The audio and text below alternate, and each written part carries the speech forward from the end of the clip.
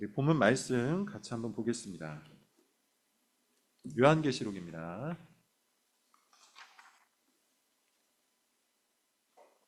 요한계시록 13장 1절부터 10절까지의 말씀.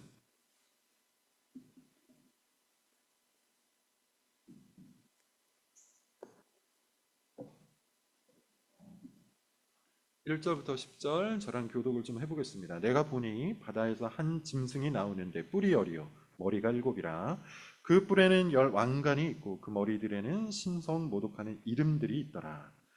내가 본 짐승은 표범과 비슷하고 그 발은 곰의 발 같고 그 입은 사자의 입 같은데 용이 자기의 능력과 보좌와 큰 권세를 그에게 주 그의 머리 하나가 상하여 죽게 된 것 같더니 그 죽게 되었던 상처가 나음에 온 땅이 놀랍게 여겨 짐승을 따르고 용이 짐승에게 권세를 주므로 용에게 경배하며 짐승에게 경배하여 이르되 누가 이 짐승과 같으랴 누가 능히 이와 더불어 싸우리요. 또 짐승이 과장되고 신성 모독을 말하는 입을 받고 또 42달 동안 일할 권세를 받으니라. 짐승이 입을 벌려 하나님을 향하여 비방하되 그의 이름과 그의 장막 곧 하늘에 사는 자들이 비방하더라. 또 권세를 받아 성도들과 싸워 이기게 되고 각 족속과 백성과 방언과 나라를 다스리는 권세를 받으니 죽임을 당한 어린 양의 생명책에 창세 이후로 이름이 기록되지 못하고 이 땅에 사는 자들은 다 그 짐승에게 경배하리라. 누구든지 귀가 있거든 들을지어다. 사로잡힐 자는 사로잡혀 갈 것이요 칼에 죽을 자는 마땅히 칼에 죽을 것이니 성도들의 인내와 믿음이 여기 있느니라.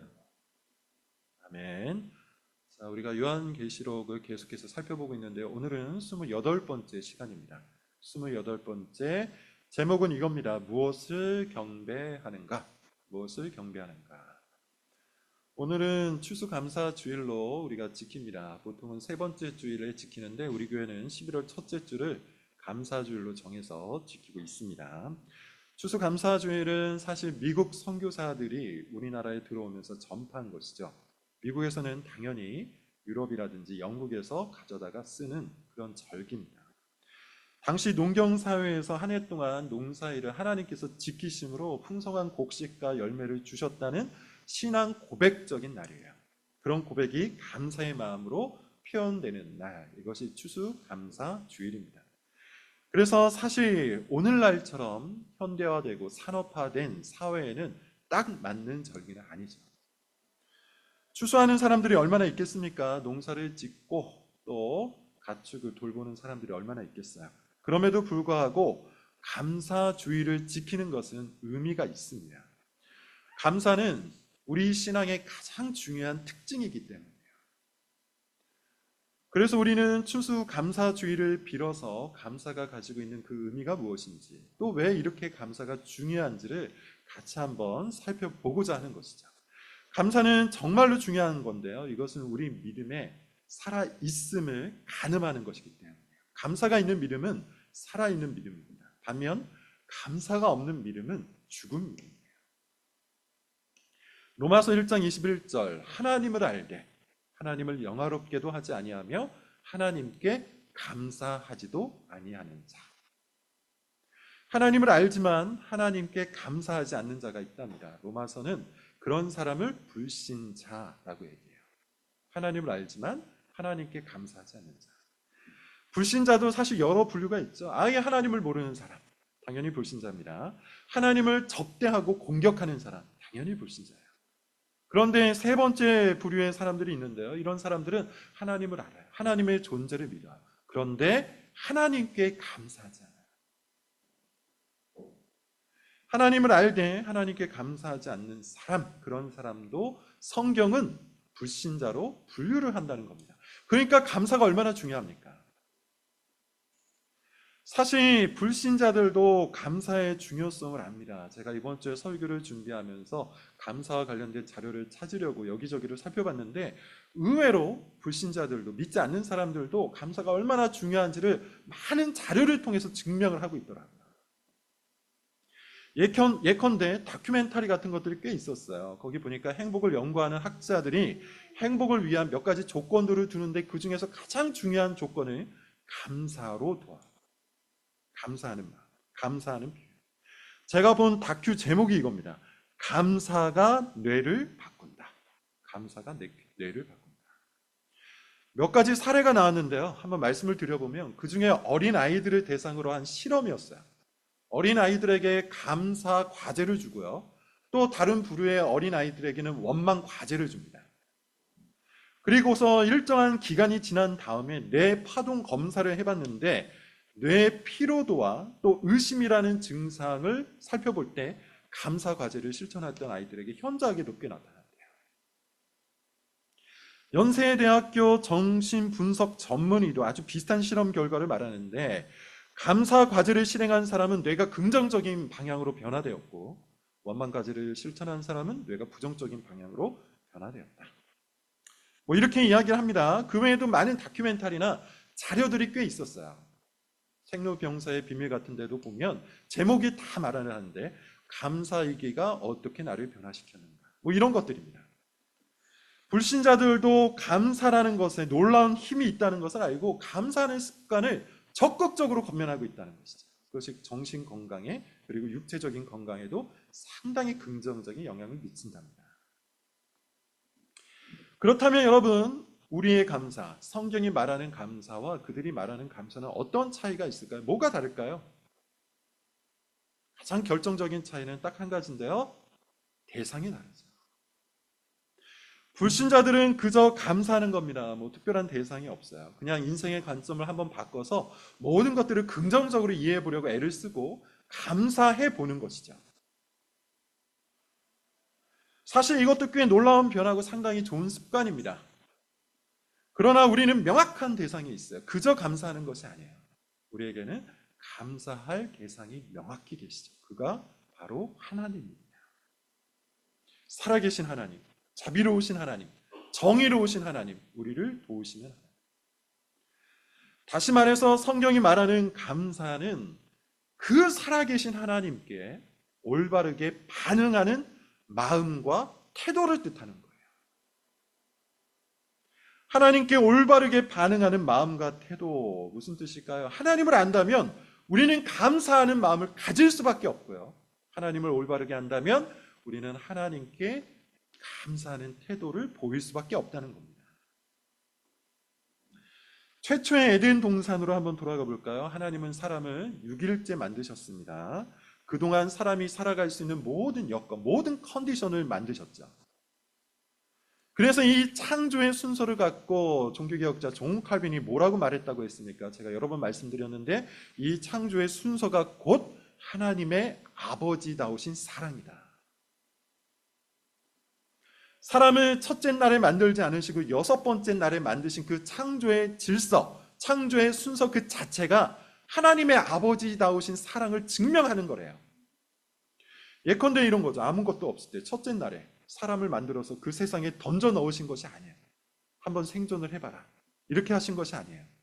가장 아름답고 가장 풍요롭고 가장 안전한 세상을 창조하신 후 6일째 가장 마지막에 사람을 만드신 겁니다. 이 창조의 순서 그 자체가 하나님의 사랑이에요. 그러니 이 세상, 그 세상을 살아가는 사람은 당연히 하나님 앞에 감사할 수밖에 없죠. 열매를 먹을 때 하나님께 감사할 수밖에 없습니다. 낮과 밤을 경험할 때도 하나님께 감사하고요. 바람을 맞을 때도, 시원한 바람을 맞을 때도 하나님께 감사하고 별을 볼 때도 하나님께 감사할 수밖에 없는 것이죠. 이 모든 것들이 다 하나님께서 사람을 위해 만드신 것이기 때문이에요. 그러므로 감사라는 것은 그 하나님을 향한 올바른 마음과 태도인 겁니다. 그런데 이 마음과 태도를 파괴한 존재가 에덴 동산에 들어오죠. 누굽니까? 뱀이에요. 사탄입니다. 그는 하와에게 은근슬쩍 이렇게 말을 했어요. 정말 하나님이 너에게 여기에 있는 모든 열매를 먹지 말라고 하더냐. 가장 부정적인 언어를 그에게 던진 거예요. 가장 원망 섞인 언어를 그에게 던져서 그의 마음과 생각을 물들게 해버린 거예요. 그러면서 하와 마음에 불만이 싹 텄습니다. 하와가 말합니다. 아니 다 먹으라고는 했는데 그런데 이상하게 동산 중앙에 있는 나무 열매는 먹지 말라고 하시더라. 하와가 순식간에 관점이 변화된 거예요. 없는 것, 부족한 것, 못하는 것에 그의 시선이 꽂혀버린 겁니다. 그러면서 감사의 마음은 사라지고 원망과 불평의 마음이 그 마음을 장악해버린 것이죠.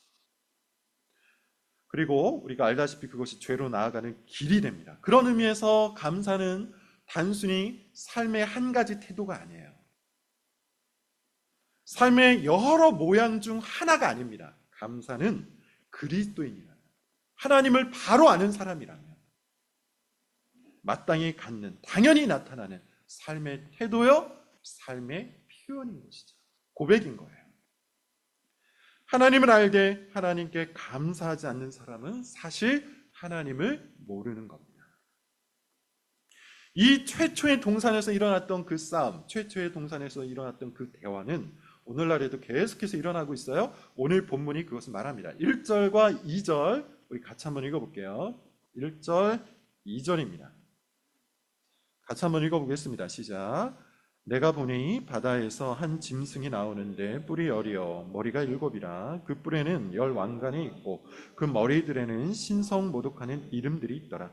내가 본 짐승은 표범과 비슷하고 그 발은 곰의 발 같고 그 입은 사자의 입 같은데 용이 자기의 능력과 보좌와 큰 권세를 그에게 주었더라.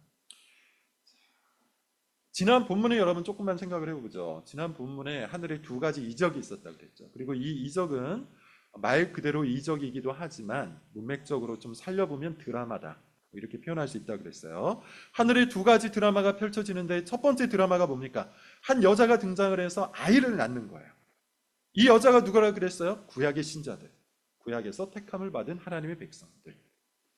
그리고 아이는 누굽니까? 예수 그리스도라고 했죠. 따라서 아이를 낳는 여자가 낳는 아이는 하나님께서 구약의 신자들을 통해 그리스도의 계보를 만드시는 것을 말한다 그랬어요. 그리고 그 계보 안에서 그리스도가 탄생을 하는 겁니다. 두 번째 드라마가 등장하는데요. 이 두 번째 드라마에는 주인공이 누굽니까? 큰 붉은 용이에요. 커다란 붉은 용이 등장하는데 이 붉은 용이 하려는 것은 해산하려는 여자 앞에 서서 그 아이를 집어삼키려고 하는 일이었어요. 붉은 용이 누구였죠? 미가엘과 싸우다가 패배하고 이 땅에 던져졌던 옛뱀, 곧 사탄이에요. 그는 예수 그리스도를 첫 번째 아담처럼 유혹하려고 했지만 예수님께 패배를 하고 말죠. 대신에 이제 그가 하고자 하는 게 뭡니까? 예수님 안에서 탄생한 또 다른 여자, 곧 신약의 신자들을 유혹하기 위해서 단단히 준비를 합니다. 그래서 지난 본문 12장 17절이 이렇게 끝납니다. 용이 여자에게 분노하여 그 여자의 남은 자손, 누굽니까? 신약의 교회예요. 곧 하나님의 계명을 지키며 예수의 증거를 가진 자들과 더불어 싸우려고 바다 위에 서 있더라. 그러면서 오늘 본문 13장 1절과 연결이 되는 건데, 오늘 본문은 당연히 문맥적으로 볼 때 교회를 대적하는 사탄의 세력이 등장을 해야겠죠. 누굽니까? 바다에서 한 짐승이 나오는데, 짐승이 등장해요. 자, 이 짐승의 정체는 나중에 살펴보고 이 짐승에 대한 묘사를 하나씩 보겠습니다. 먼저 바다에서 올라온다고 해서 바다가 어떤 곳이라고 했습니까? 요한계시록 설교를 꾸준하게 잘 들으신 분은 이미 어느 정도 답을 알고 계실 텐데, 바다는 혼돈의 이미지라고 했어요. 어둠의 이미지, 혼돈의 이미지, 무질서의 이미지. 따라서 바다에서 이 짐승이 올라온다는 것은 통제가 불가능한 미지와 혼돈과 어둠의 장소에서부터 올라온 그 누군가를 말하는 것이죠. 그 짐승 뿔이 있습니다. 몇 개입니까? 10개의 뿔이 있어요. 머리가 있습니다. 몇 개입니까? 7개예요. 자, 뿔은 무엇의 상징? 권세와 권력의 상징. 머리는 무엇의 상징? 지배권과 통치권의 상징. 10이라는 숫자, 7이라는 숫자, 10과 7이라는 숫자는 완전수를 의미한다고 했습니다. 따라서 지금 이 짐승, 10개의 뿔과 7개의 머리를 가지고 있는 이 짐승은 강력한 힘과 권세를 가지고 있다는 것을 우리가 알 수가 있겠죠. 강력한 힘과 권세를 가지고 있는 그 누군가예요. 2절을 보세요. 2절에는 이렇게 표현되어 있습니다. 표범과 비슷하고 곰의 발, 사자의 입을 가지고 있다.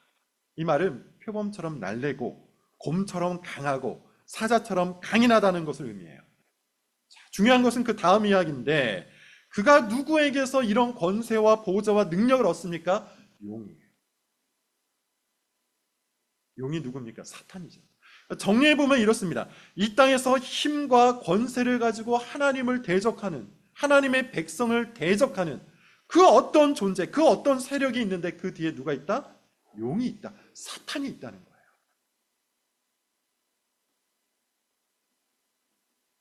자, 여기서 우리는 앞서 살폈던 내용을 여러분 한 번 더 기억을 해볼 필요가 있습니다. 요한계시록 9장에 나왔던 내용인데 하나님께서 사탄에게 무엇을 맡기셨죠? 무저갱의 열쇠를 맡겨요. 그래서 사탄이 무저갱을 열자 그 무저갱에서부터 전갈, 황충 등등이 나옵니다. 그리고 그 전갈, 황충이 누구를 대적합니까? 하나님의 백성, 교회를 대적해요.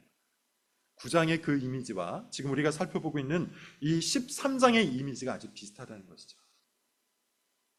다시 말해서 하나님께서 사탄에게 일정한 권세를 주셨고 사탄은 자신의 권세를 갖고 이 세상을 통제할 또 다른 무엇인가를 만들어내고 있다는 겁니다.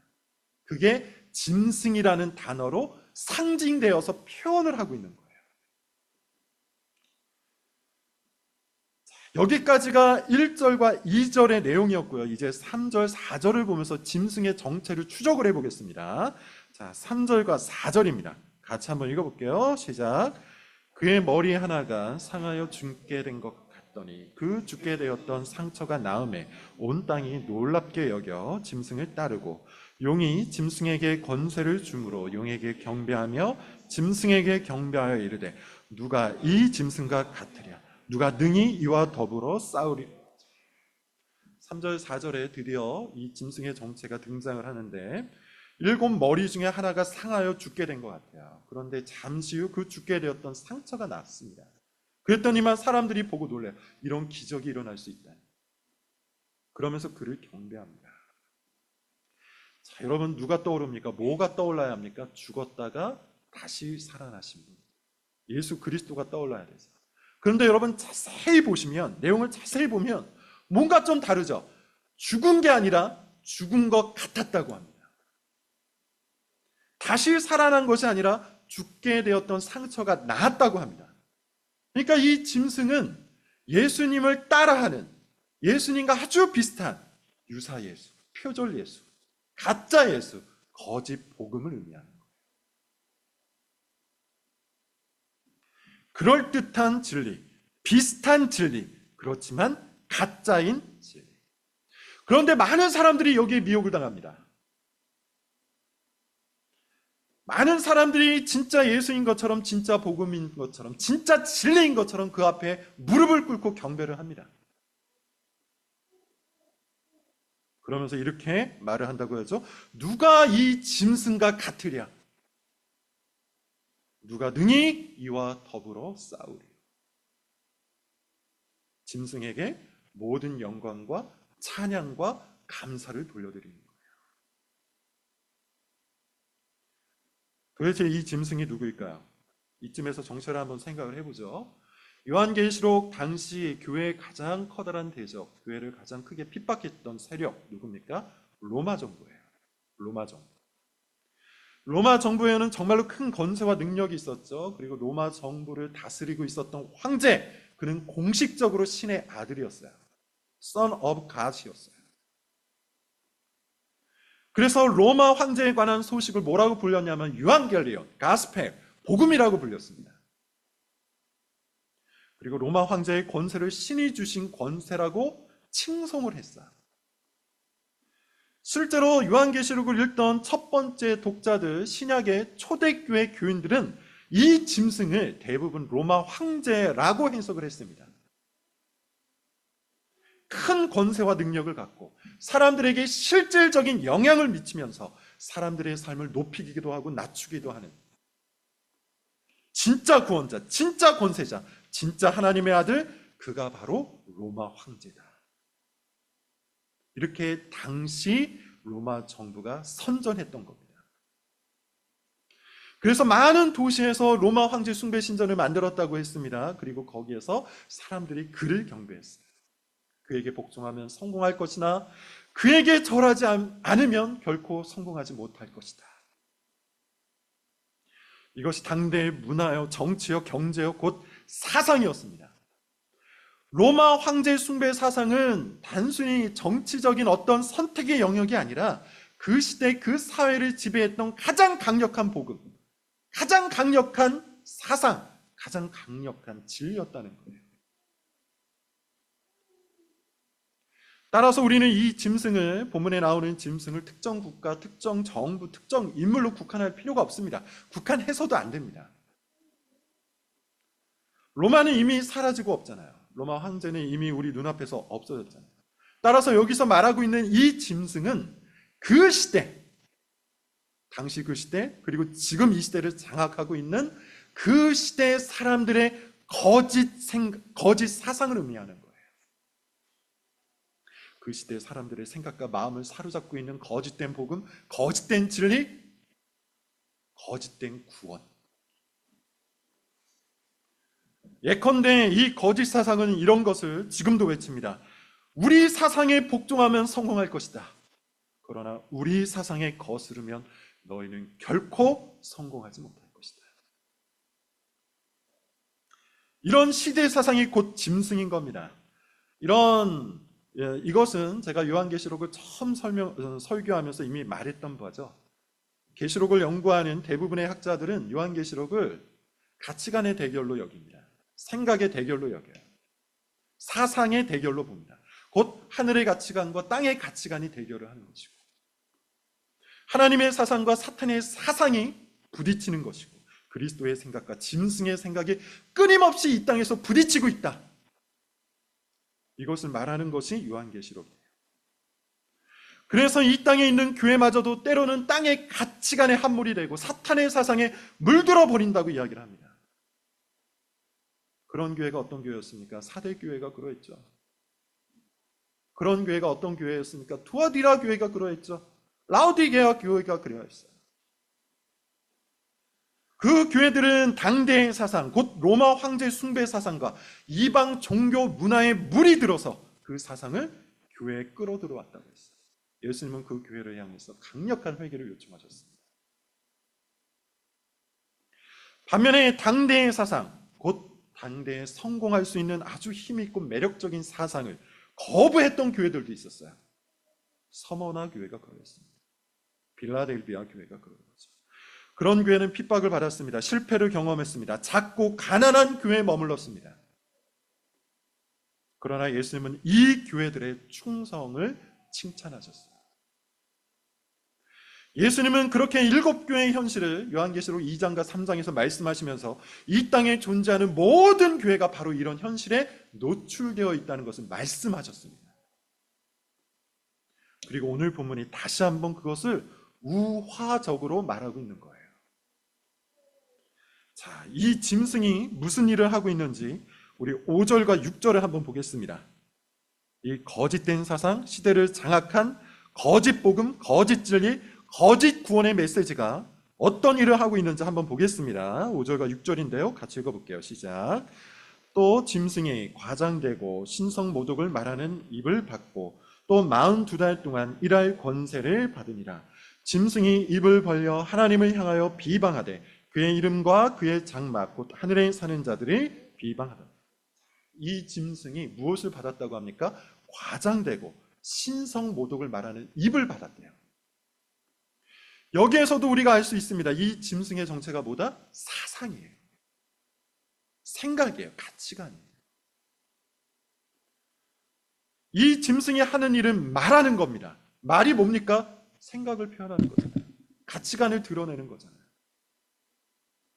그래서 짐승은 말하는 것으로 자신의 복음을, 자신의 구원의 메시지를, 자신의 사상을 선동하고 있는 겁니다. 이 짐승의 표현법은 기본적으로 뭐라고 합니까? 과장이래요. 과장. 과장이라는 말은 말 그대로 과도하게 장식을 한다는 건데요. 한마디로 거짓말이라는 거죠. 거짓말을 하는 겁니다. 어떤 사실을 과장되게 말하는 거, 어떤 사람에 대해서 과장되게 말하는 거, 이 사실은 다 거짓말이에요. 최초의 동산으로 여러분 다시 한번 돌아가서 하와와 뱀의 대화를 생각을 해보죠.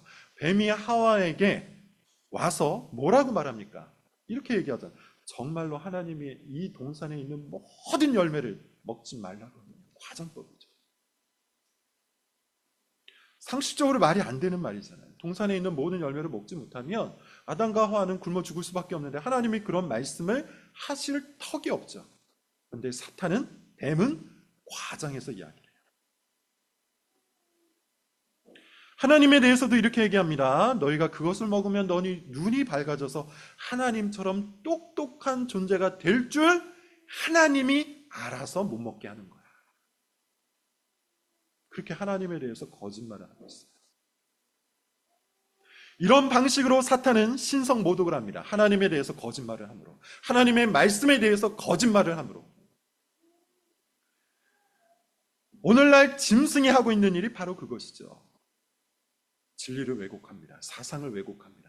복음을 왜곡합니다. 구원의 메시지를 비틉니다.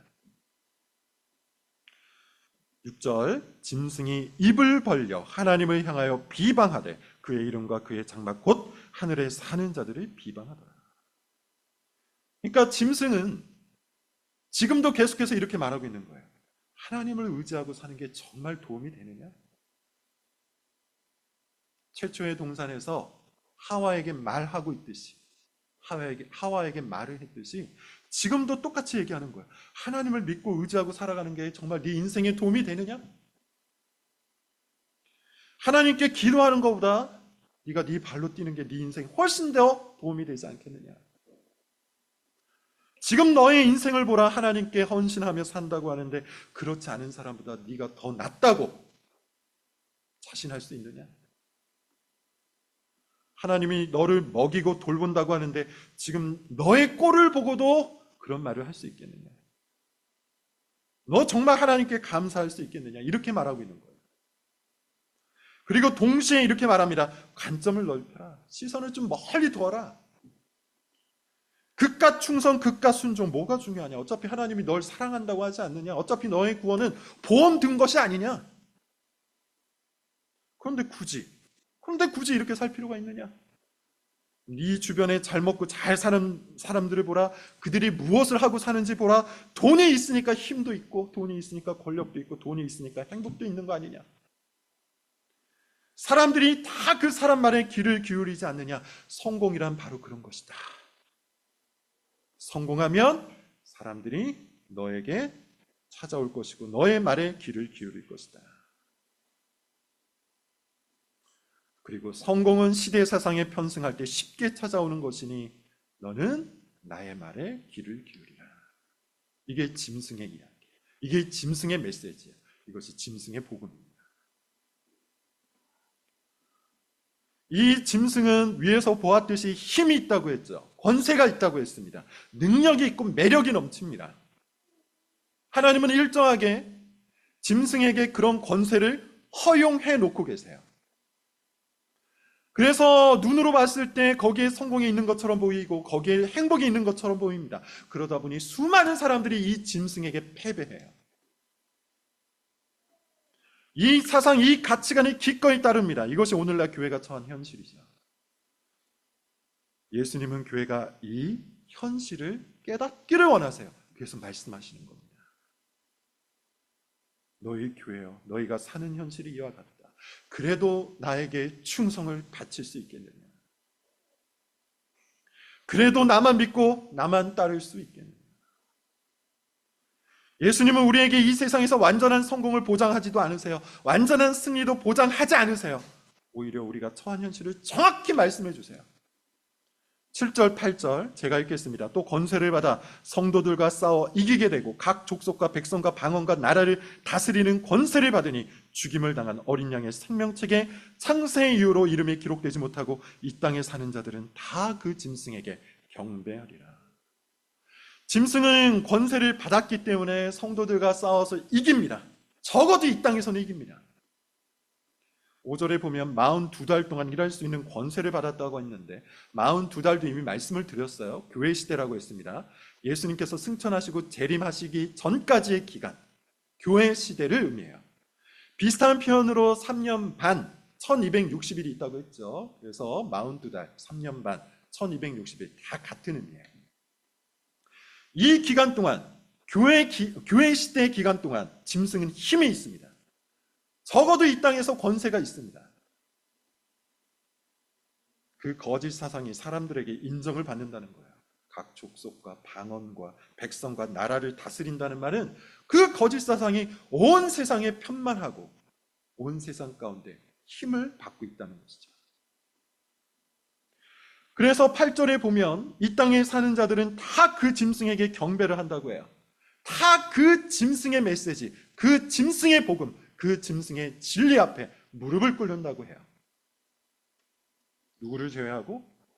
죽임당한 어린 양의 생명책에 창세 이후로 이름이 기록된 사람들을 제외하고, 다시 말해서 하나님의 택한 백성들, 하나님의 계명을 소중히 지키고 예수의 증거를 가진 자들, 모든 유혹과 시험을 이기고 오직 예수님께 충성을 바친 자들, 오늘날의 서머나 교회, 오늘날의 빌라델비아 교회를 제외하고 모든 사람들이 이 짐승의 사상을 높여 받든다는 겁니다. 오늘의 본문의 의도가 뭐라고 했죠? 오늘 본문의 의도는 예수님께서 교회는 지금 이와 같은 땅의 현실에 처해 있다는 것을 깨닫기를 바라는 거예요. 그것이 예수님이 원하시는 바입니다. 그래서 이렇게 말씀하고 계신 거죠. 9절, 누구든지 귀가 있거든 들을지어다. 누구든지 귀가 있거든 들을지어다. 예수님이 원하시는 바는 이겁니다. 이것을 듣고 깨닫기를 원하시는 거예요. 이것을 듣고 깨달은 사람들은 어떤 삶을 삽니까? 10절, 사로잡힐 자는 사로잡혀 갈 것이요 칼에 죽을 자는 마땅히 칼에 죽을 것이니 성도들의 인내와 믿음이 여기 있느니라. 어떤 삶을 삽니까? 이 땅의 현실을 목격하고도, 이 땅의 현실을 바라보고도, 이 땅의 실체를 깨닫고도 두려워하지 않습니다. 유혹당하지 않습니다. 두려워서 복종하지 않고 유혹당해서 타협하지 않습니다. 사로잡힐 때라면 당당히 사로잡힙니다. 죽임을 당해야 되는 순간이라면 당당히 죽임을 당합니다. 극단적으로 표현되어 있는데요, 한마디로 이 땅의 가치관을 선택하지 않음으로 찾아오는 모든 손해와 박해와 소외를 기꺼이 선택한다는 거예요. 그것이 바로 성도들의 인내와 믿음입니다. 자, 그러므로 오늘 본문은 우리에게 이것을 묻고 있어요. 오늘 설교 제목입니다. 너희 교회여 무엇을 경배하고 있는가? 너희 교회여 지금 누구를 경배하고 있는가? 무엇에 무릎을 꿇고 있는가? 짐승의 생각을 높여 받들고 있는가? 이 땅의 거짓 사상, 이 땅의 힘과 권세와 권력, 예수님을 그럴듯하게 흉내내는 그 거짓 복음을 높여 받들며 살고 있는가? 아니면 오직 예수, 오직 믿음, 오직 하나님께 영광을 외치며 오직 진리를 높여 받들어 살고 있는가? 오직 예수님께 충성을 바치며 살아가는 사람은 상황과 상관없이 감사할 수 있죠. 서머나 교회가 가난 속에 있었다고 하나님께 감사하지 않았을까요? 빌라델비아 교회가 작고 초라했다고, 실패했다고 하나님 앞에 감사하지 않았을까요? 그들이 처한 상황과 상관없이 하나님께서 구원하셨음으로 인해, 하나님께서 돌보심으로 인해, 심지어 하나님께서 그들의 믿음을 위해 시험을 주셨음으로 인해 감사를 했을 거예요. 하나님을 올바로 아는 사람은 하나님의 징계, 하나님의 훈계, 하나님의 책망에도 감사합니다. 그것이 나를 자녀로 삼으셔서 내 안에 불순물을 없애고 순전한 신앙을 만드시는 하나님의 사랑임을 알기 때문이죠. 하나님을 올바로 아는 사람은 하나님의 침묵에도 감사합니다. 그것이 나를 향해 고통스러운 사랑을 실천하시는, 그래서 내가 나를 돌아보게 만드는 하나님의 은혜임을 알기 때문입니다. 하나님을 올바로 아는 사람은 온갖 박해 속에서도 감사합니다. 그것이 나를 빚으시는 하나님의 자비가 내 안에 역사하는 주님의 신비로운 섭리임을 알기 때문인 것이죠. 하나님을 아는 사람은 내 인생의 모든 것이 하나님의 손 안에서 제조되고 있음을 알기 때문에 범사에 감사를 합니다.